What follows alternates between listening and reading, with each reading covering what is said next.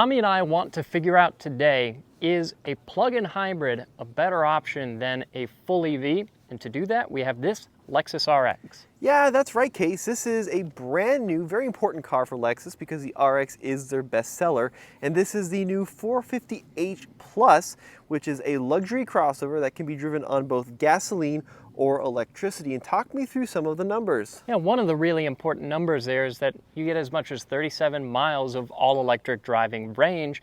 You also have about 304 horsepower, and it's got a 2.5-liter four-cylinder engine there that allows you to do longer road trips without you needing to stop and sit at a charger, which is good for a lot of people. Yeah, so when you run out of that 37 miles of electric range, the gas engine kicks on and then you drive it like a normal hybrid. You can fill it up at the gas station.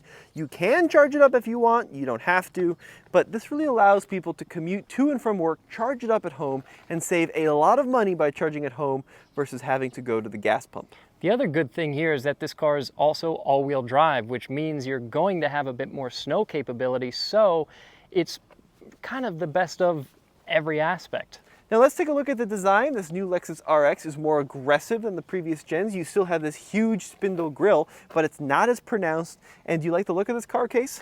You know, it's interesting. I would say personally it's not my favorite looking car in this segment, but it is very distinctive. And the thing that stands out the most to me is this nose here. It almost looks like the nose of a shark or something. It's definitely unique. Yeah, and then we got these 21-inch wheels in this spec, which really fill out the wheel well. And this nori green on this gray wheel design, I think it's a great look. Yeah, it's a good color combination. And then you've got some other interesting design aspects as we head back, especially this bit of trim that wraps all the way around and has this very dramatic swoop here on the D-pillar and a glass panel that creates this floating roof. There is a little bit of a window there, but it's kind of disguised because this whole panel is glass, so from the outside it's kind of hard to tell.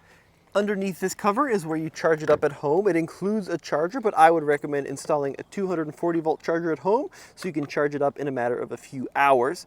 And then the other side is where you fill it up with gasoline like a conventional car. You got your badging out back, and then pretty traditional taillights. Yeah, I think it's a cool taillight design. You've got this little bit of detail here built into the lens, and then it gets very thin in the center. It's a full-width taillight, but it's that blade-style taillight that I think gives this a pretty cool look from the back end. I like the back personally better than the front. All right, Case, I'm going to hand you the camera here, and then I'm going to hop in the driver's seat, and let's take a look at the interior because that's where you're going to spend your time.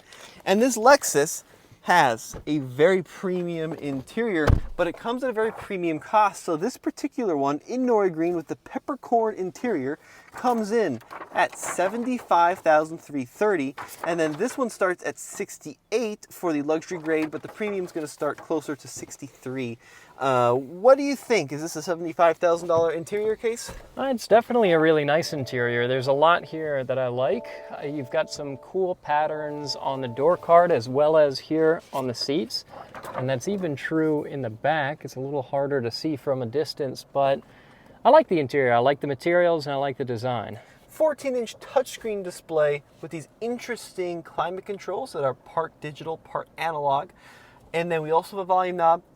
Big deal for me. You know, not every new car has a volume knob. Navigation, wireless Apple CarPlay, wireless Android Auto. You've got full camera view system there that allows you to see all around the car in case the door is open. So it's a little bit freaked out, but that's a really cool feature as well. You got this open port, dark wood, your automatic transmission selector shifter there. A little bit of a cubby here, wireless charger down in there, dual cup holders. I mean, it's a really nice interior. I like this feature too. For taller bottles, if you look down there, you can actually sink the cup holder down, or that's smart. Push a button and it rises up. That's super smart. Yeah, it's overall really nice interior. I like that steering wheel a lot, and it's a very subtle color combo in here. At a glance, it's sometimes even hard to tell that there is brown, but this is a two-tone interior. Yeah. I think for me personally, the low point on the interior here is this smaller display here in the center of your instruments. To me, just looks a little small. Yeah, we're only looking at a 7-inch instrument cluster, not a touchscreen. And, you know, like the new Lexus TX has a 12.3. But apart from that, 21-speaker audio system. You got these digital door handles, these that you push the button to open it up, electronic door handles rather, excuse me. But very comfortable seats, Lexus safety systems as well. So you've got the adaptive cruise, lane centering, adaptive everything all included in the base price. So you get a lot of the safety tech and semi-autonomous driving tech.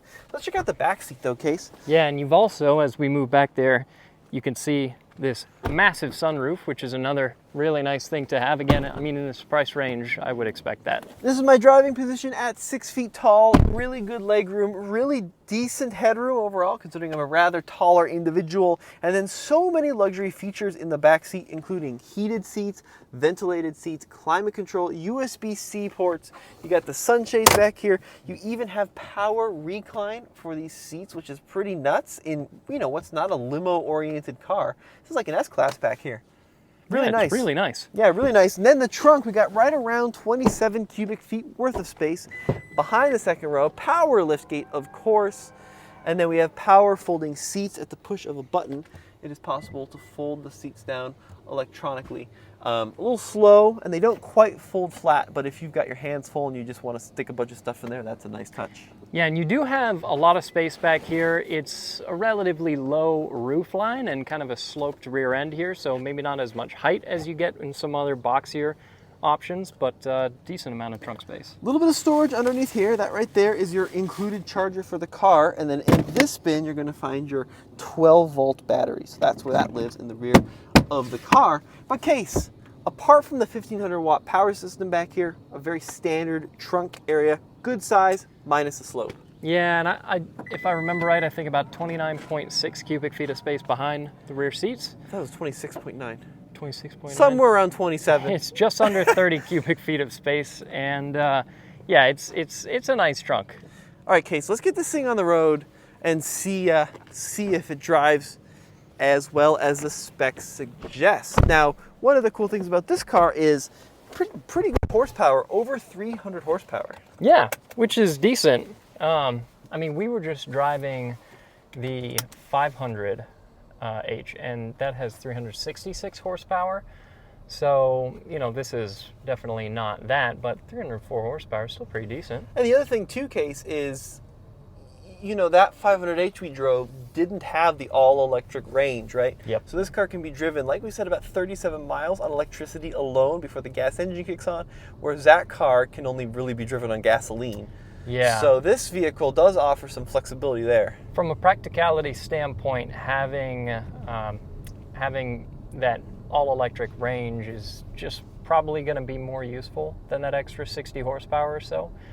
But, you know, that extra horsepower definitely makes the car more fun. We also have a number of different buttons here which change the drive mode. So we've got an EV mode, which is electricity alone, hybrid mode, which is the gasoline and electricity, and then auto EV HV, which allows the car to cycle between the two. There's also a charge mode, which kicks on the gas engine to recharge the battery if you want to, like, go down the highway and then, you know, save your battery for the city. But overall, in electricity, we're cruising along here, complete silence, no gears to change. It's a very quiet vehicle. Yeah, it makes for a really luxurious drive, and I'll go ahead and give it some acceleration. Initially, especially when you first tip that throttle down, it throws your head back a little bit because you have that immediate response of the electric portion of this powertrain. But from there, it doesn't, as Tommy would say, light your hair on fire. It's fairly mild, but I wouldn't call it slow. And to get the most out of it, I've put you in hybrid mode, and now if you give it some heck, it's got more to give because the gas engine is helping, right? Definitely.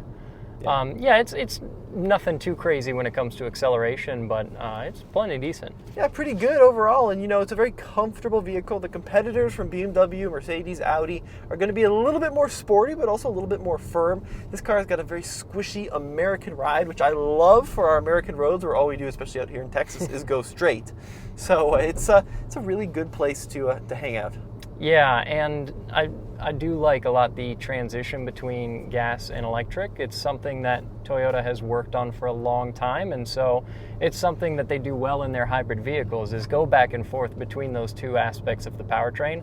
This does that really well. It feels totally controlled. It doesn't feel clunky. Yep, really smooth, exactly right, Case. But you know, I think this is a good option. $75,000 is a big ask. It's more expensive than the standard hybrid, but it really does unlock a lot more capability on this car. And long term, if you're planning on keeping this car 10, 15 years, especially if you commute to and from work a lot, there are potential for savings. You're also not putting that much wear on the gasoline engine, so oil change intervals are going to be longer in this vehicle, so it's a really good option. Yeah, how do you feel about the 37 miles of range? Do you think that's enough? I go back and forth. I know a lot of folks online like longer range, 50, 60 miles. Realistically, for most folks, I think both of our driving styles, 37 to get to and from work, especially if you have a place to charge at work, which is becoming more and more common, that is plenty of range. And then keep in mind, guys, you don't even need to plug it in. You can always just run it on gasoline like a normal hybrid if you want. Now, of course, there's the argument to be made that, full electric cars can be a lot cheaper in the long run in terms of maintenance. It goes much further on a charge. But then the argument's to be made, you can't road trip nearly as easily or quickly with a full electric, whereas this car, you can just fill it up at any gas station. Yeah, and speaking of road tripping in this vehicle, it is worth mentioning that this car has about a 14-gallon fuel tank, which is not very big, which means if you are running the gas motor consistently, you'll have to fill up fairly often. Now, I don't believe that the MPG numbers are out yet on the plug-in hybrid version, but figure high 20s, low 30s is about where it'll land. And more information once we get this car out in Colorado for a full loan. This is just a quick first drive in Texas, but overall case, pretty impressed. Yeah, it's a nice car. It's definitely something worth giving a test drive if you're in the market for a vehicle in this segment, because there's a lot that the Lexus has to offer. Best-selling Lexus gets even better. All right, folks, let us know what you think in the comments section below. This has been Tommy. And Case, and check out alltfl.com for all of our Lexus and every brand reviews.